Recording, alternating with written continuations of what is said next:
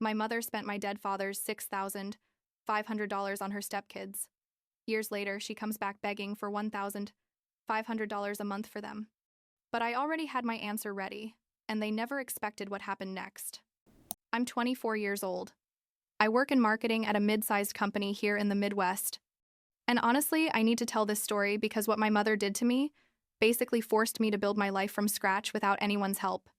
And now, after 6 years of not speaking to her, turns out she wants back in my life like nothing ever happened. But anyway, I guess I have to start from the beginning for this to make sense. My childhood was pretty normal. I mean, nothing special but not terrible either. My dad died when I was like 14, a sudden heart attack, and for 2 years it was just my mom, Carol, and me. We managed pretty well, you know. We had our tough moments, but we were a team. My dad had left some money from a life insurance policy, and my mom divided it between household expenses and a savings account for my college. I remember perfectly when she told me we were sitting in the kitchen and she explained that she had saved like $6,500 specifically for my education, that it was what my dad would have wanted. I was 16 at the time, and I remember feeling a mix of sadness about my dad, but also gratitude that he was still taking care of me even after he was gone. You know what I mean? But then, when I was 16, my mom met Brian at some work event or something. Brian had 2 kids from a previous marriage, Emily and Jake, and the thing is, everything happened super fast. Like, we met them in September, and by December, they were practically living with us. They got married the next year, literally like 10 months after meeting, and overnight my life changed completely. And when I say completely, I mean I went from being the only daughter in a quiet house to being just another one in a family of 5, where I clearly wasn't the priority. At first honestly, I tried to get along with Emily and Jake. Emily was 15, a year younger than me, and Jake was like 12. But from day one, I noticed things were different. Brian didn't work. I mean, he said he was between jobs, but basically I never saw him actually look for work. And my mom became the provider for everyone, which, I guess, wouldn't be so bad if we were all treated equally. But that wasn't the case at all. The first real blow was when Emily turned 16. Brian threw her this huge party, like with a DJ and expensive decorations and like 80 guests, and my mom paid for everything.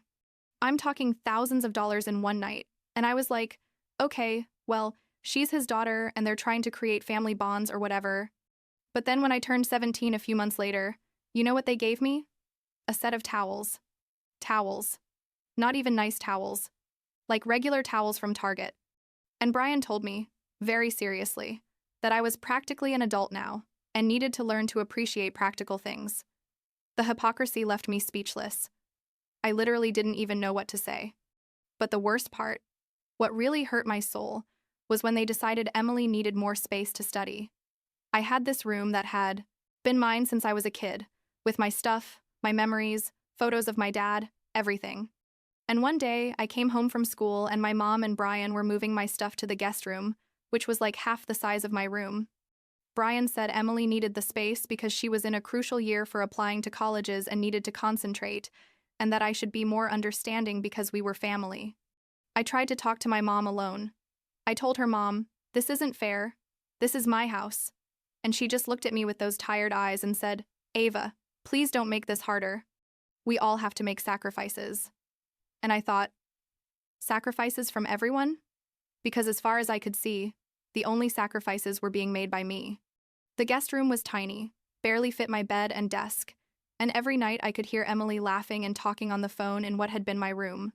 Jake also got special treatment, like he always got the new sneakers he wanted, the latest iPhone, baseball classes that cost a fortune.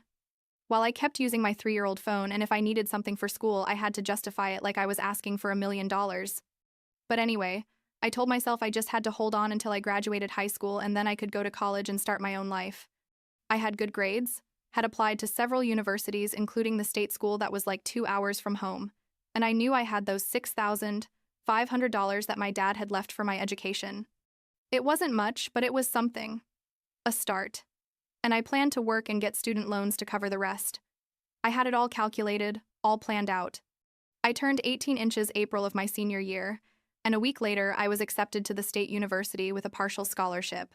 I was super excited, like it was my ticket out, And I went to my mom to ask her about accessing the savings account so I could make the tuition deposit and everything.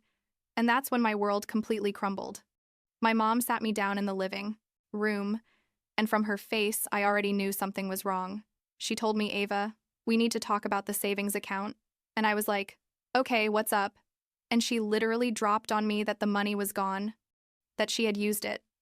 All of it. The $6,500 was gone. I felt like someone had punched me in the stomach. I couldn't breathe right. I said, what do you mean? You used it. That money was for my college. Dad left it for me. And she started with how the family had unexpected expenses, that Brian hadn't found work yet, that Emily and Jake needed things for school, that we all had to pitch in as a family. I screamed at her. And I'm not ashamed to admit it. I screamed that that wasn't my family, that Emily and Jake weren't my responsibility. That money was the only thing I had left from my dad, and she had no right to touch it. And Brian, who was listening from the kitchen, came in and told me to stop being so selfish, that I needed to grow up and understand that in families, everyone supports each other. I was crying and shaking and could only think about how they had literally stolen my future. My mom tried to touch my arm and I told her not to touch me, that I couldn't believe she had done that Dad would be devastated if he knew she had used his money on another man's children. That night, I packed everything I could into 2 suitcases and a backpack. I called my cousin Nicole, who's like 10 years older than me and had always been kind of protective of me, and told her everything. Nicole got furious. Like I could hear her cursing on the phone, and told me to come to her apartment immediately. My mom tried to stop me when she saw me leaving with my stuff. She said, Ava, you can't leave like this. We need to talk about this. And I just told her, there's nothing left to talk about. And I left. That was the last time I lived under her roof. The first months living with Nicole were, honestly, chaotic. I slept on her couch because she had a 1-bedroom apartment, and I felt super guilty about invading her space. But she always told me to relax. That's what real family was for. My Uncle James, Nicole's dad, also tried to mediate. He talked to my mom several times, told her what she had done was unforgivable, that she needed to find a way to make it up to me. But my mom just said she had done what she had to do for her family and that I would understand when I was older. That response basically closed any possibility of reconciliation at that time. I got 2 jobs almost immediately. I worked as a waitress at a Denny's from 6 a.m. to 2 p.m., and then at a clothing store from 4 p.m. to 9 p.m. Basically, I worked like 70 hours a week, and every cent I earned, I saved obsessively. I couldn't go to college that fall, obviously, but I enrolled in a community college for the following spring, taking just 2 classes I could pay for out of pocket. It was exhausting.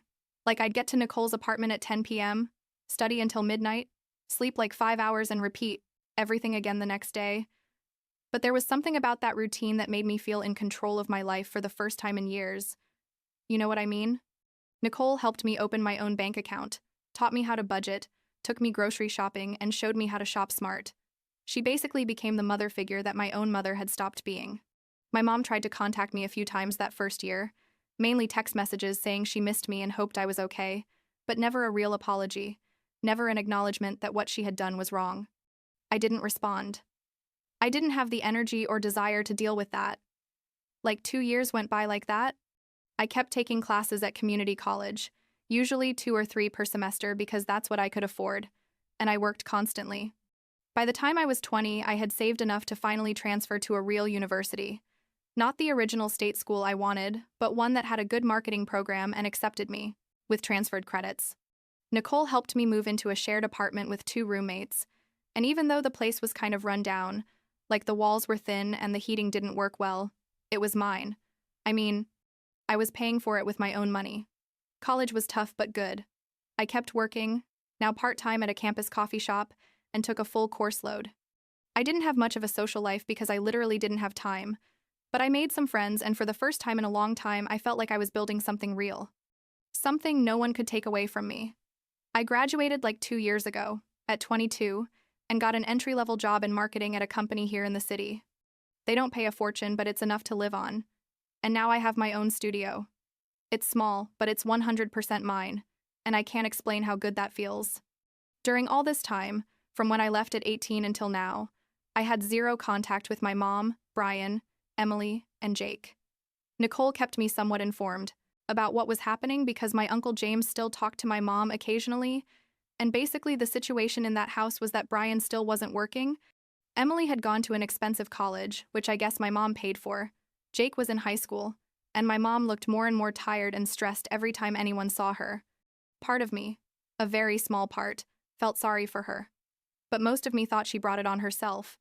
She chose that man and those kids over me. And then, like 2 months ago, I got an email from my mom. 2 months, I mean, basically, nothing ago. The subject line said, "Please read this," and honestly, I almost deleted it without opening it, but something in me felt curious.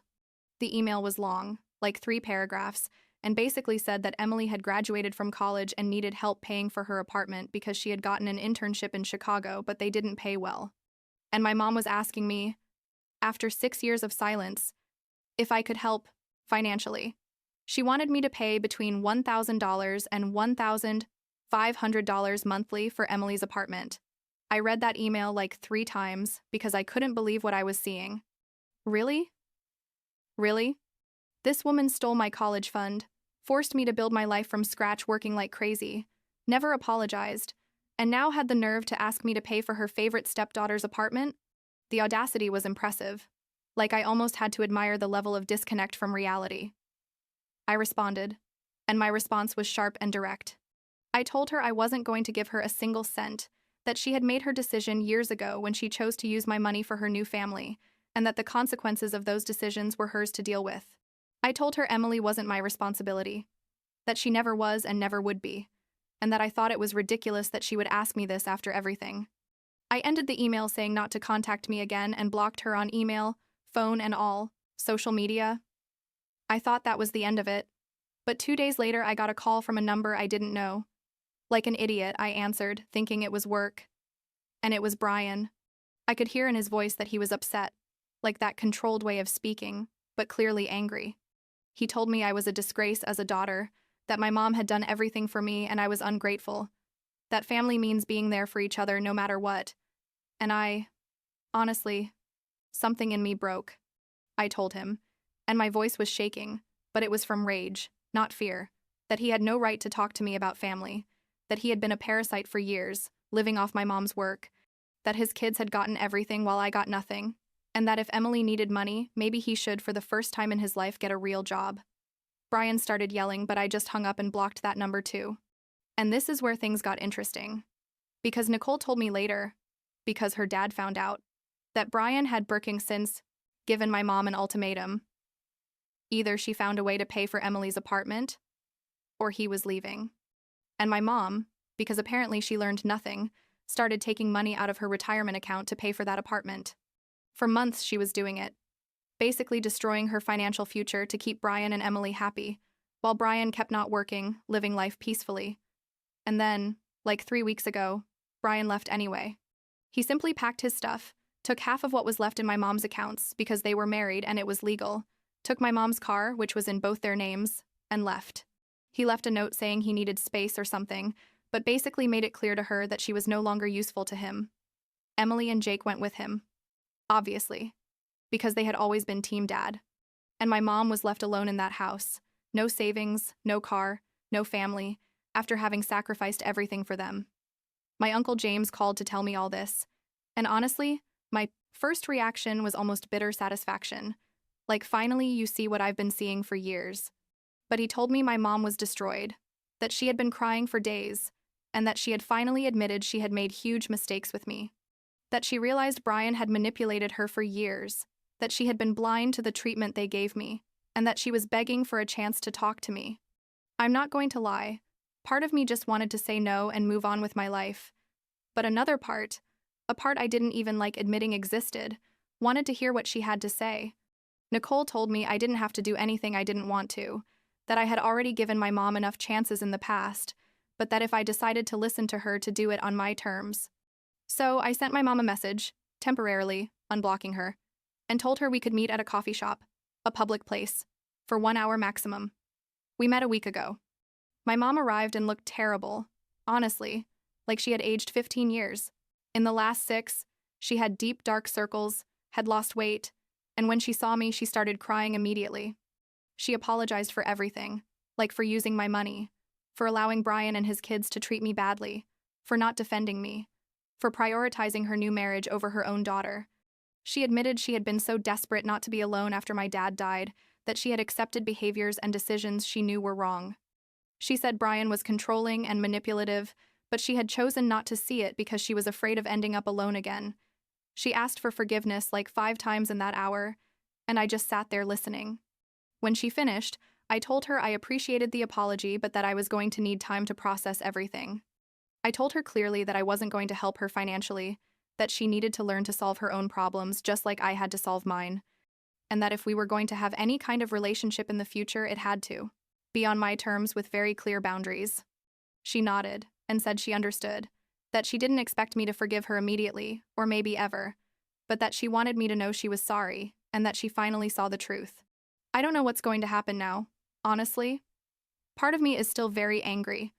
Like I feel that rage every time I think about everything I lost and how hard I had to work to get where I am. But another part of me recognizes that my mom was a victim too, in some way, though that doesn't excuse her decisions. Nicole tells me not to rush, to take all the time I need, and that it's okay if I decide I never want to have a relationship with my mom again. My Uncle James is more optimistic. He thinks my mom really changed and learned her lesson. What I do know is that I built myself a good life despite everything. I have a job I like, my own place, real friends, and Nicole, who has been more family to me than my own mother. Sometimes I look at my small studio and think about everything I had to do to get here. Every double shift. Every night studying until 3 a.m. Every time I ate ramen because it was all I could afford. And I feel proud. Not in an arrogant way, but like, I did it. Nobody gave it to me. It's completely mine. My mom sent me another message yesterday asking if we could meet again next month. I haven't responded yet. I'm not exactly avoiding her, but I'm not ready to make that decision either. And the truth is, I don't have to decide anything right now. For the first time in my life, I have control of my own story. And if someday I decide to give my mom another chance, it will be because I want to. Not because I feel I should or because someone pressures me. And if I decide not to, that the wound is too deep, that's okay too. I guess that's what it really means to be an adult. Right? Making decisions based on what's best for you, not on what others expect from you.